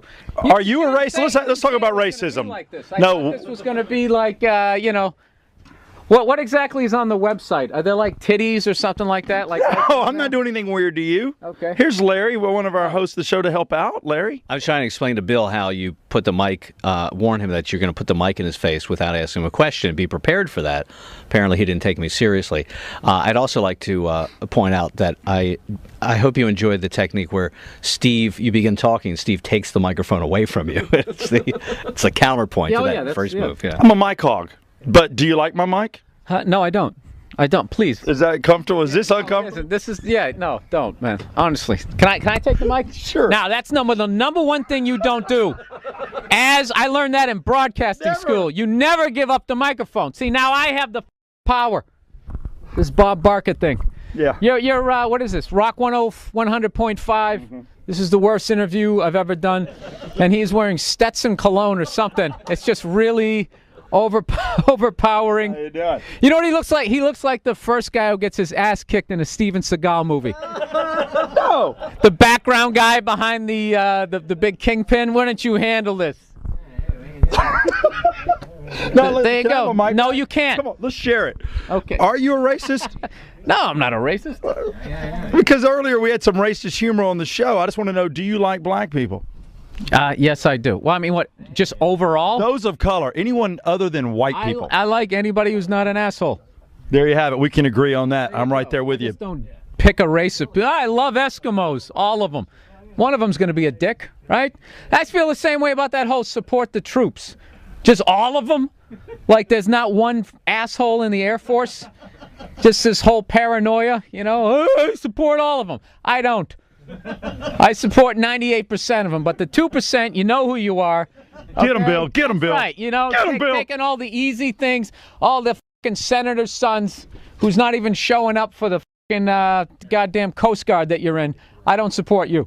There you have it. In those words, Bill Burr, a funny, funny man on Southside Steve TV. Can I get a yeah? Come on. Yeah, come on, man. It's not. This isn't redneck. This is hip. It's hip. It's not hip. You were not hip. It's very hip. You look like you just rented Urban Cowboy. It's a great movie, John Travolta. See it. All right, you got to wrap it up, man. You got to know when to wrap it up. I've been trying. You're the one that came in with Travolta humor. All right, thank you.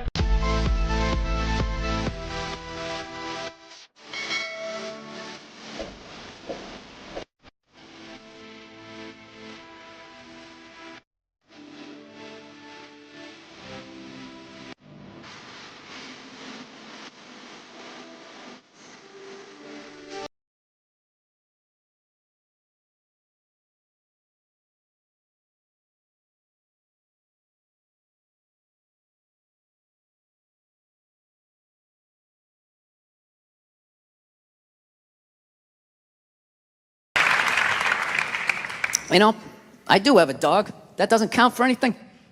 I've never understood that. I love my dog, but I've learned a lot being a dog owner, man. You know, any dog's a good dog unless you're a psycho. You know, I got a pit bull. It's still a great dog unless you're a fucking psycho. And evidently, I'm a psycho because my dog has just been a complete maniac over the last like 6 months, you know? I didn't realize that dogs feed off your vibes, you know? Like if you're chilling, they're chilling. You know, if you're sleeping, they're sleeping. But if you're a psycho like me and you're screaming at the ref on TV being like, dude, you gotta be fucking kidding me! I didn't realize the dog was over in the corner being like, yeah, you gotta be fucking kidding me.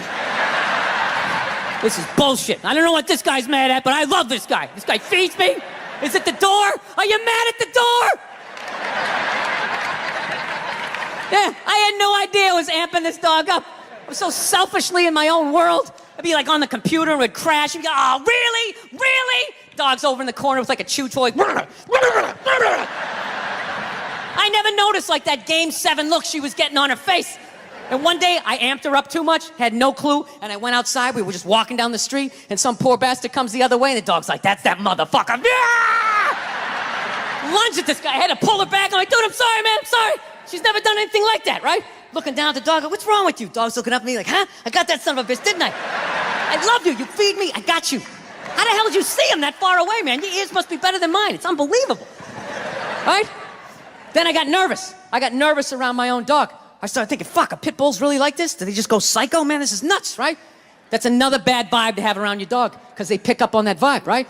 This dude comes walking down the street, and I immediately just start thinking like, oh shit, she gonna do it again? Oh shit, oh shit. Dog just looks at me like, oh shit, what? Oh shit, what? Him? Ah! Runs at another guy. Had to pull her back. Jesus Christ, I'm sorry. Looking down at the dog, dog's trying to chest bump me and shit, right? Dude, it got so bad one day, she almost ate a landscaper, right? Yeah, so I'm like, I gotta take this thing to a trainer, man. So I load it up in the Prius, and I drive over there, right? Yeah, I have a Prius. Go ahead, judge me. I love that shit. If you have a Prius, people, you know, you can't win. You got a truck with a big lift kit, people, oh, it's probably because he has a little dick. Right? How come it's not because he has a dick down to the floor? Maybe that's why he needs all that clearance, right? You know? If that means you have a little dick, then if I have a Prius, doesn't that mean I have a huge dick, right? Because according to my friends, it means I'm a fag, right? Anyways. Let me towel off here for a moment. So I fucking take this dog down to this trainer, right? And I show up, got the dog in the back. The trainer comes out, he's got his hat on backwards, he got stubble, you know, big, large cargo pants, you know, all shorts on and stuff. And I'm thinking, this guy's a psycho, right? And I look at my dog's like sizing him up. I'm like, this is perfect, he can handle him. So the guy goes, all right, when you hand this dog to me, make sure you got the leash totally taut like that, all right? Don't have any slack in it. I said, no problem, right? And somehow I fucked up, I left a little slack in it, and this dog just lunged right at the dude's balls, right? And just barely missed him and just got a big mouthful of his big cargo shorts, right? And immediately he just grabs it and goes, all right, get out of here, right? But instinctually, I tried to help out, and he just goes, get the fuck out of here! Yeah, I didn't realize that the only reason why the dog was acting like that was because I was there and it felt like it needed to protect me. So the second I left, the situation immediately just became awkward, right? Dog was just sitting there like, okay, like I thought we were like together and we were like friends and you were some bad guy and all of a sudden he just drove away and I don't know how to feed myself. You want to be friends? Yeah, I come back 4 days later, the dog's laying at the guy's feet, right? He's rubbing her belly, she's reaching up, playing with his goatee and shit. And he goes, go ahead, have a seat. Why don't you take me through your day with this dog? Immediately, I started getting like this First 48 vibe, right? Like they're coming at me. So I got like defensive. I'm like, what do you mean? I take it for a hike every morning. He goes, that's good. Anything, you know, special happen on the hike? I'm like, well, you know, I don't know. She takes a shit. I pick it up. It's like, all right, easy.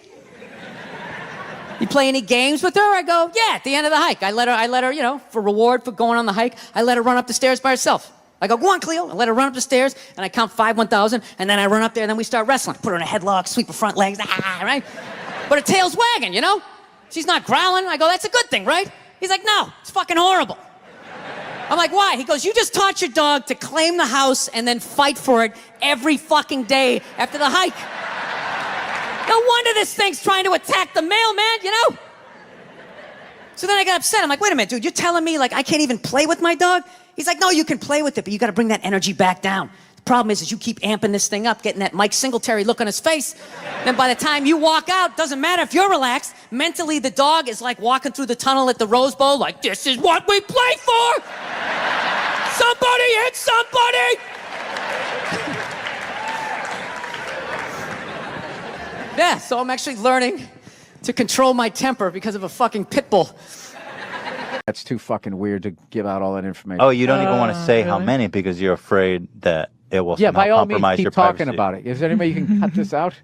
I'm honest, dude. Like, Seriously? Yeah, no, dude. Yeah, there's fucking lunatics out there. Okay. Whoa. Off the air, I'll tell you. All right. Jeez. I love how surprised he is. Jeez. Well, There's you can actually- mention the there's amount. Absolutely crazy people out Okay, there. yeah. Whew.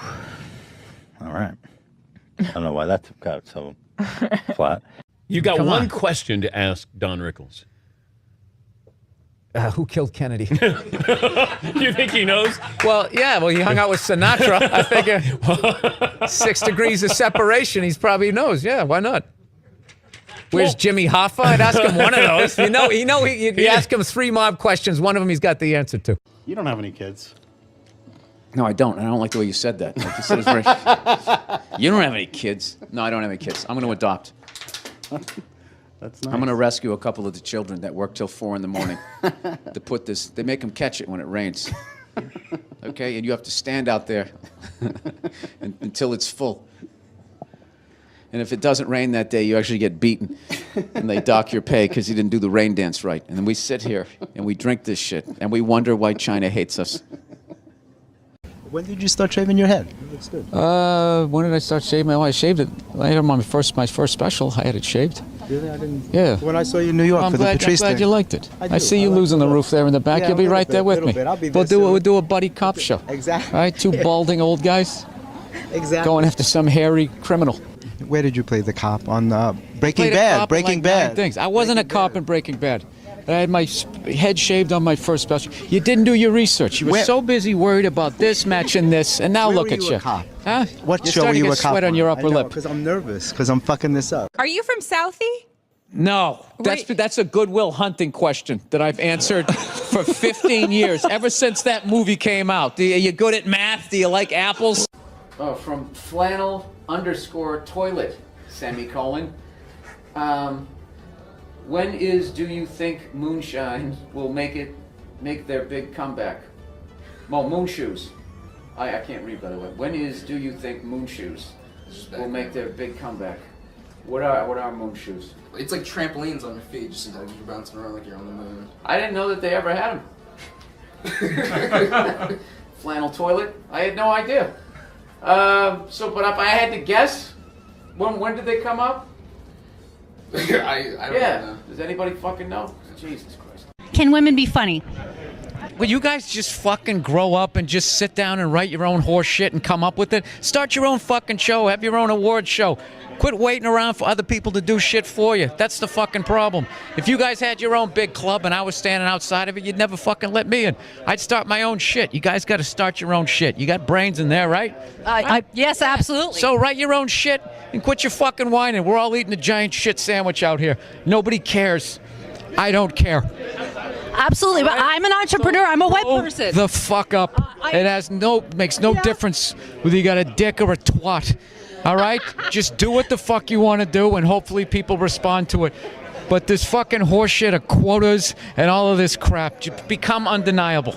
Well, when was the last time you went on stage and you killed so hard the person after you bombed? If you're fucking doing that on a regular basis, people are gonna notice, regardless of what you have between your legs.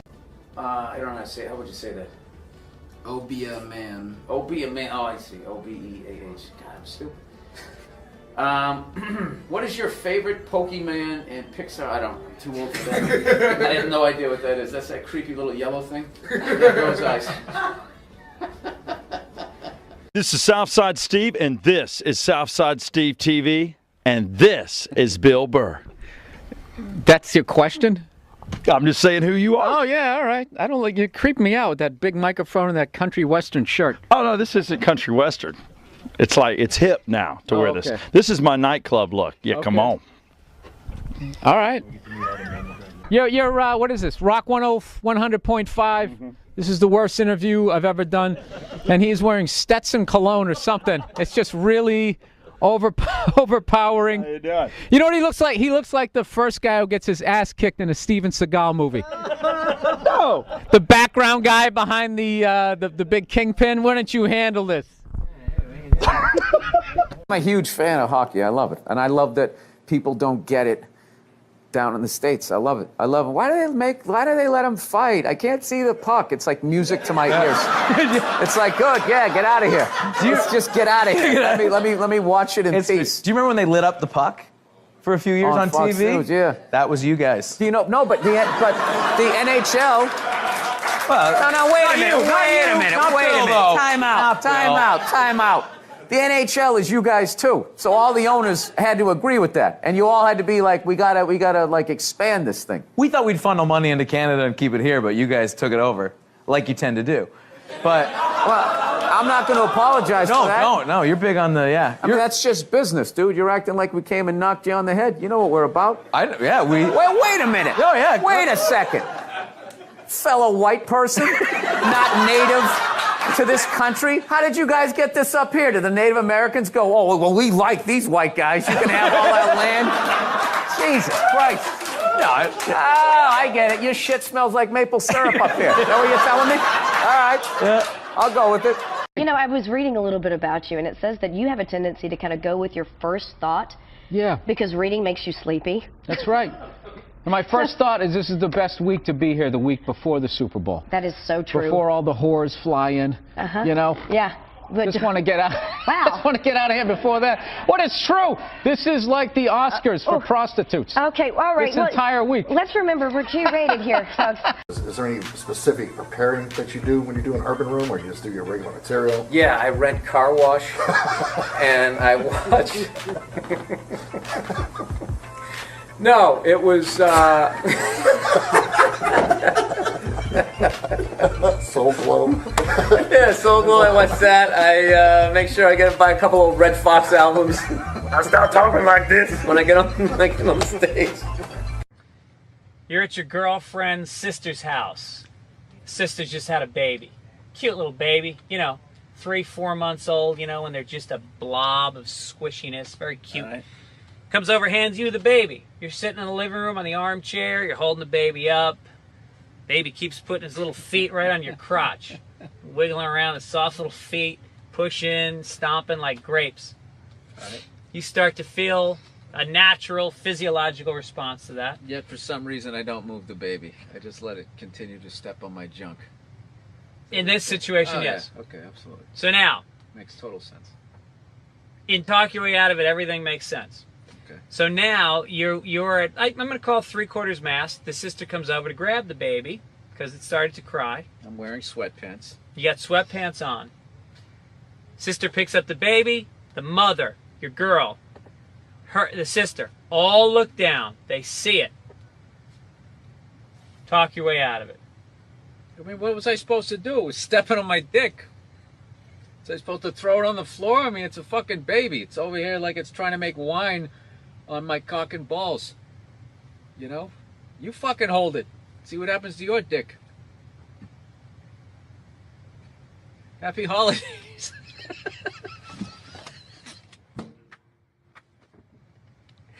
There you go. I'm out of it. Happy holidays. Just go with honesty. This game's easy. So your Christian background is part of the show, or at yes, least and two I wanted episodes. to talk to you about Jesus after this. Well, the only reason why I bring it up is some people thought maybe you went a little too far. As far as what? Well, they thought that maybe you were being disrespectful to the Christian religion. Who did? I'm telling you, you need to Google. Oh, good Lord. So did you feel you were being some... disrespectful, or just you were just having fun with some of the crucifixes and stuff like that? I don't even know what I mean, we did maybe 2 jokes about that? Yeah, exactly. Don't you think the Catholic Church went a little too far? More so than my cartoon. All right, listen. A couple of jokes. I know this is a morning show. You can't bring up all those crimes. You know what? Technically... They just sort of kept moving them around. Like those killer whales at SeaWorld? After it kills a trainer, they'll then move it up to Seattle. They don't give them their background. All right, I'm not totally following, but I don't think You I know want what to. I'm talking about. It's a morning show. I understand. I like it. Thank you for I being came on. positive. That kid Positive. missed the graduation, and then it was a feel-good story. It was a feel-good, and we want to leave. If you want to feel good about America, you watch the morning shows. You don't watch this, you know. And we watch- were joking earlier. If that kid's story about the graduation was late night, that would have been a whole different story. What do you think? He's still missing. We can't find him. All we found was his hat. But you watch in the morning. It's great. It all worked out. He got his own personal graduation. Like, I was in such a great mood. Look how yellow this couch is. It's like the sun. That's the guy with you are a major conspiracy theorist. I'm a realist, though. Yes. Conspiracy theory has gotten a bad name where now it's become synonymous with like moronic thought. Like if you're into conspiracy theory, if you think like the bankers need to be stopped, then you also think the moon is made out of cheese, and you think that there's shifters and like lizard people. You know, they just try to knock it down. It's like this country started with a conspiracy. That's how it came. We won, so they're considered heroes and rebels, you know, or whatever, revolutionaries. But if they lost, they would be hanged for conspiring. Yeah. It's not like it spontaneously happened. Yeah. Like all of a sudden everybody just picked up a gun and started shooting at the British. You know, they sat around. They planned it out. They planned it out. Yeah. I'm kind of getting tired of these people. It's funny when you said we won. I'm like, did we really win? But I understand what you're saying. Now, is that African American thing? Yeah. Good. Hey, can you do a shout out for Old Men? What is it? The Old Fart Network. Oh, the Old Fart Network. Okay. Hey, what's going on, you old? What's going on, you old sons of bitches? Turn up your hearing aid. You're watching the Old Fart Channel. What do you think about population, world population? It's completely out of control. Well, what about be fruitful and multiply? I think we did that. I think we achieved that goal, and it's time to move on to something else. I mean, it's just going to get worse and worse and worse. Like, I think we need to kind of curb the babies for a minute, let some older people die off, you know, and I don't know. I think like a good number's about, about 500 million. Oh, really? 600, let the oceans come back. Yeah, but how do you choose? Give people some space But you're again. not. You're not talking about death panels. You're just talking about attrition. Yeah, just birth control then. Birth control. Old people die. Somebody falls off a ladder. Right. You gradually, you taper it up. Here's what I think: maybe get rid of seatbelts. I mean, there's some things we could do to move things just along. get rid of medicine.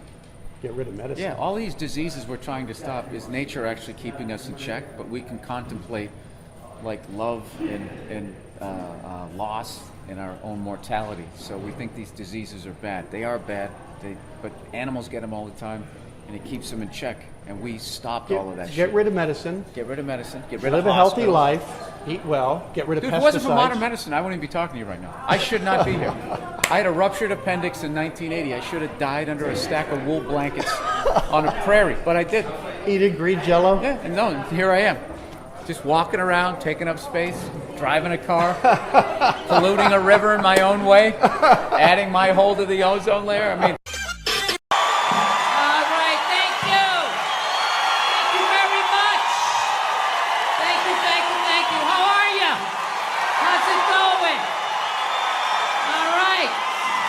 Standing up, sit down. See if I'm funny. I've been inside for a year and a half, just like you. All right. It's nice to be out here in Denver, man. It's legal on a state level, but not on a federal level, man. Everybody out here dressing like they're fucking going hiking. Your North Face pajamas and all the shit you guys have. You guys all live inside. So, how have you guys been doing, man? How's your pandemic been? You enjoyed it? You been staying inside? Are you being safe?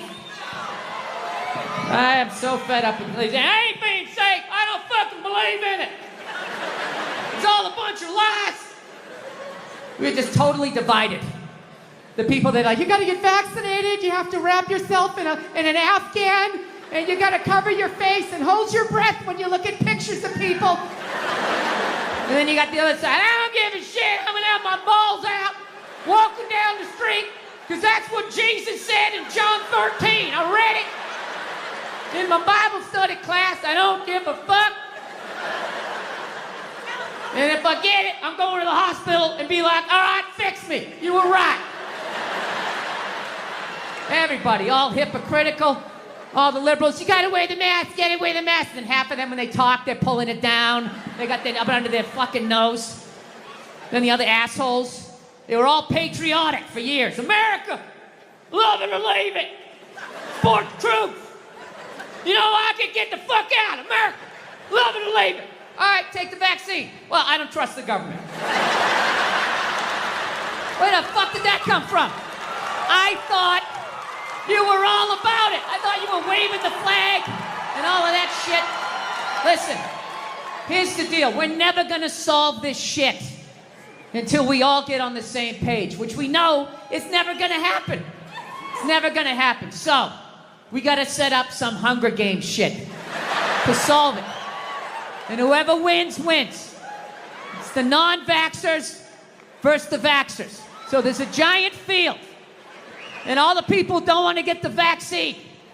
All the fatties and the fucking lunatics, right? You gotta fucking run the length of the field and try to make it to the other side while there's a helicopter flying over you and they're shooting the vaccine down at you. Right? Now I know what you're thinking. Well, that ain't fair, man. I'm running in my shit kickers. You're up there in a helicopter, you got a gun. Well, here's how we eat. It's a liberal with the gun. Right? They're not good at that shit. Oh my God, is it alive? Is it gonna hit me? I don't feel safe. And by then, you're already halfway there. One of the straps of your overalls is off.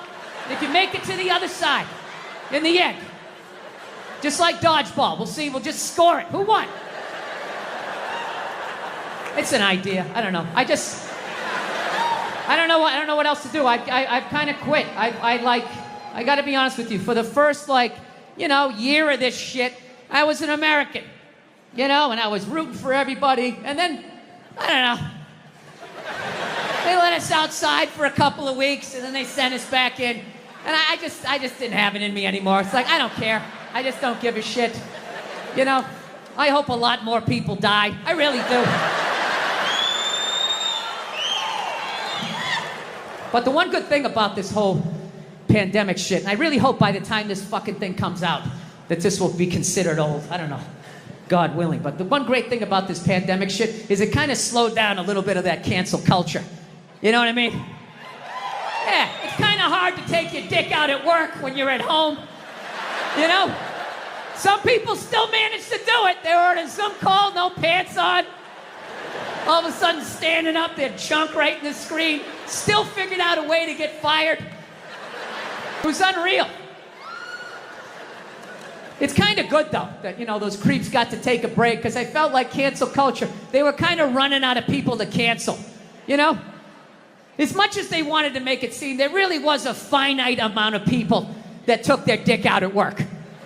Despite the stats, right?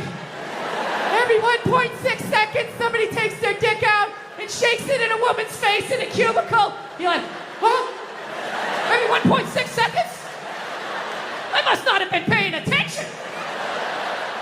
Every 3.2 seconds, some man jizzes on a bird and rubs it in a woman's face. Holy shit! I didn't know that happened, right? Yeah, so fortunately, they rounded up all of these fucking animals and they got rid of them, right? But it kind of became like this cottage industry, and it was a way to kind of get rid of some men that maybe were in your way, It's like anything. It always the initial thing, you agree with it, and then it kind of gets out of control. So, I don't know. They kind of ran out of people, and there was this kind of hilarious moment, like last year, where they started to try and cancel, dead people. Remember that? All of a sudden, out of nowhere, John Wayne was trending. I'm like, what, they got some found footage? You got a new movie coming out that maybe they shelved? And all of a sudden, it was all these stupid-ass woke white people, right? Oh, my God, did you see what John Wayne said in Playboy in 1971? This is a bunch of fucking white people, all up in arms, about a dead white guy. I can no longer tolerate this. I can no longer tolerate dead for 45 years, John Wayne, saying things in a magazine that doesn't exist anymore. I am here for black people. It's fucking idiots. What kind of a fucking idiot white person refers to themselves as woke? You know, if you actually were socially conscious, you'd realize that white people stole that word from black people. Once again, doing the Elvis thing, right? But you know what? I blame black people for that. One of them fucked up. They were at a party, there was white people there, and they let it slip out.